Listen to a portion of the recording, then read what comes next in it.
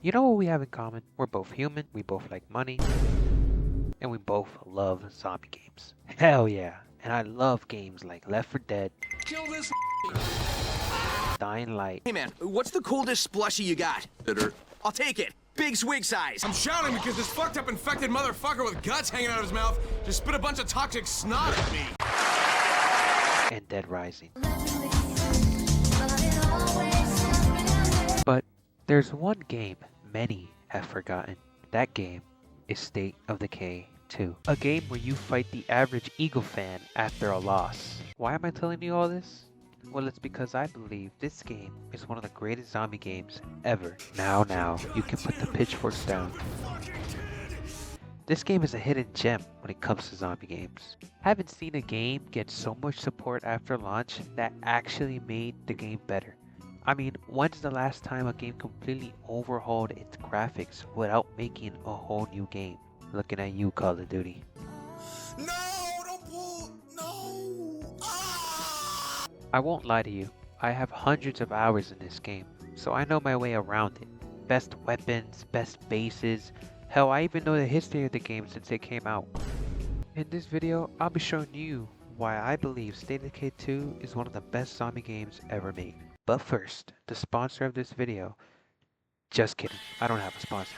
I just wanted to take this time to tell you guys I'm in community college now, so that means I won't have enough time to make these videos.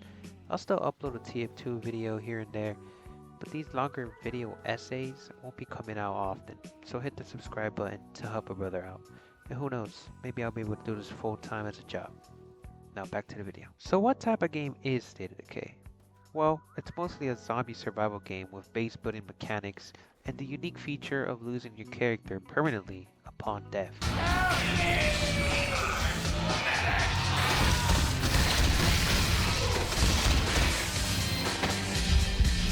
It's special because it takes features from all kinds of games and combines them to make a truly unique game. On top of that, the game focuses on gathering supplies like food, ammo, and medicine. A cool feature of the game is that all buildings are enterable. There are no loading screens in the game unless you play on Xbox One, as that console has the power of a potato. When you start off, you'll be asked to choose up to 3 survivors to start your game. Now, a smart man would choose survivors based on their stats and attributes. I just choose who looks the hottest. But in all seriousness, choosing survivors based on the best stats and what items they have at the start is very important. You don't want the same 3 perks or the same leadership roles, as that stops you from enjoying all the benefits of a well-rounded community. When you start off with your 3 survivors, you find your first base and are instructed to build it up with an infirmary or workshop. Once you settle into your base, the game completely lets go of your hand as you're forced to survive on your own. No storyline, no mission, just you building up your community. Yep, that's it. The game just lets you loose. You're free to explore the map and collect supplies as you please. I'm gonna go start looting. You'll occasionally get missions from other survivors. These vary from simple fetch quests to full-blown revenge missions where you fight other survivors. The game auto-generates these encounters. Your own survivors can have unique missions of their own, from finding a brother to getting some drugs from an old friend. The game has tons of different missions you can discover. Now after that, let's talk about what you'll be facing in the game. On top of the Eagles fan / Pharaoh, there are 3 other special infected. Lizzo, Fire in the hole! EDP, and Woman. In all seriousness, these other zombies are the Bloater, Juggernaut, and the Screamer. Now, depending on what difficulty you choose, these special infected will either be the normal version or the Blood Plague version. You get the Plague Juggernaut on Dread, or the normal difficulty, and the Plague Screamers and Bloaters on Nightmare, with Plague Pharaohs appearing on lethal difficulty. Now, the first 2 difficulties are so easy, only bitches play that. And you're not a bitch, right? Speaking of Plague Hearts are the main focus of the game, as you're required to destroy them to liberate the map you're in. These hearts stop you from claiming any outposts and bases, while also spawning Plague zombies. Normal zombies with Blood Plague that can infect you and ultimately lead to your death if you don't find the cure. That's all there really is to know. I could make a 20-minute video detailing every single feature in the game, but honestly I just wanted to make a quick video to bring light to one of my favorite zombie games of all time, and I hope I inspired you to check this game out. It's on Game Pass. It's around $7 right now, I believe, so you should have a blast playing it. And just know there are many State of Decay 2 content creators out there that you could watch instead of my shit video that will actually teach you about the game and show you how to play the game right without looking like a complete dumbass. Anyways, I just wanted to take this last section of the video to talk about State of Decay 3. I'm not reading the script anymore, and this is just my personal opinion.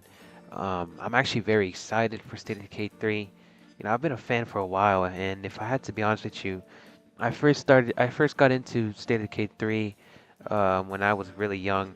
I don't know, maybe around 8, 9. I've been playing this game for a long time, and I played the original State of Decay, you know, on Xbox Arcade on the 360. That's how long ago it was when this game came out. And by that day's standards, the game was pretty bad. The graphics were pretty shit. I mean, we're talking about a game that came out the same year as Call of Duty Ghosts. I've been with the series for a long time, and it really shows the amount of love Undead Labs has for the State of Decay franchise, I guess. They've been a small studio for most of their, I guess, existence. So it really makes me happy that they truly do care about the players that play their games. And in State of Decay 2, I was there for the release of State of Decay 2. I didn't have it at the start, but I got it around, I would say maybe 6 months after it came out. And let me tell you, the game is so much different than when it first came out. On top of the fact that the graphics were completely overhauled. I'm talking about new lighting, new textures. Everything was changed about the graphics of State of Decay 2. I mean, when's the last time you heard about that? You might be thinking Cyberpunk. Did Cyberpunk completely change its entire graphics while still being the same game? No, no one has. And that's why I'm so amazed at how this small little studio with only a couple hundred people, if even that, can do all of this. And that's one of the reasons why I was always an Xbox head growing up. You know, now that I'm older, I'm in community college and all that, I kind of just use my laptop. I mean, yes, I have a laptop. I don't have a PC. I'm broke as shit. But yeah, I use a laptop. And it's a gaming laptop, so that's how I record my TF2 videos. But I always have an Xbox. I have an Xbox Series S. And I play all my games on there that I can't play on my gaming laptop, which, you know, State of Decay 2 is one of them. And I could play State of Decay 2 on my laptop, but I keep it on my console just so I don't have to juggle 2 games on 2 different systems.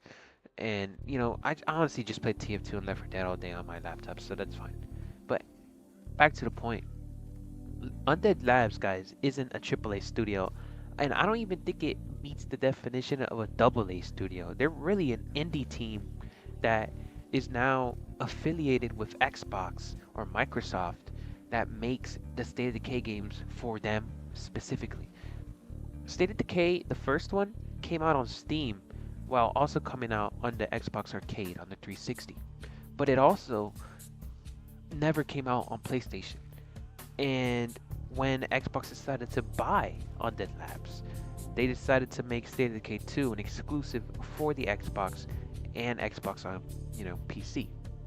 So that's why I grew up with these games. I mean, you have The Last of Us, good graphics, all that good shit, but State of Decay 2 was what I had, and it was amazing, and I poured hundreds of hours into this game. And I know I showed a screenshot of my hours. Guys, that doesn't even begin to tell you how much hours I poured into this game, because I used to play on my brother's account when I was very young, and so a lot of the hours he has on the game are from me. I built this, and I'm extremely excited for State of Decay 3. I mean, we only had 2 trailers, and the first teaser came out almost 5 years ago. Give me State of Decay 2 and add different character models.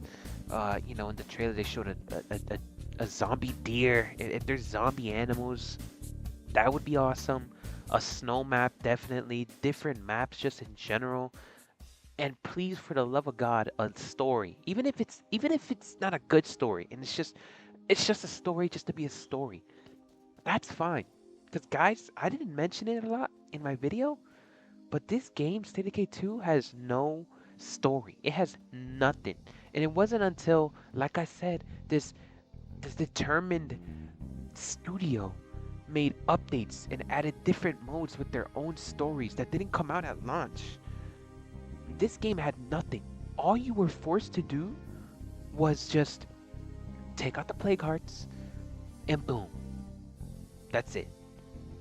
But as I said, this studio is so determined to make a great game that they kept adding new DLC. Heartlands is its entirely different mode with its own story. It's completely separate from the actual game.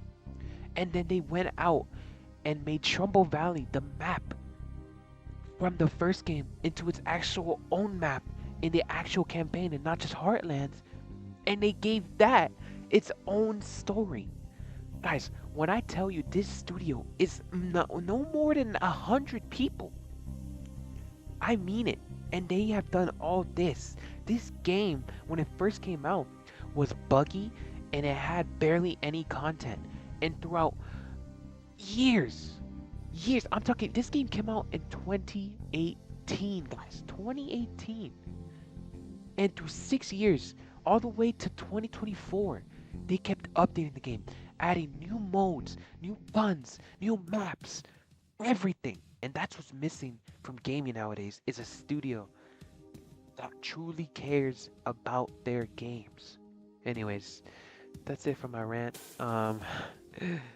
Yeah, just, I don't know, maybe if this video does well and you guys want, I can make a follow-up video detailing pretty much more about this game. But yeah, thanks for watching my shit video.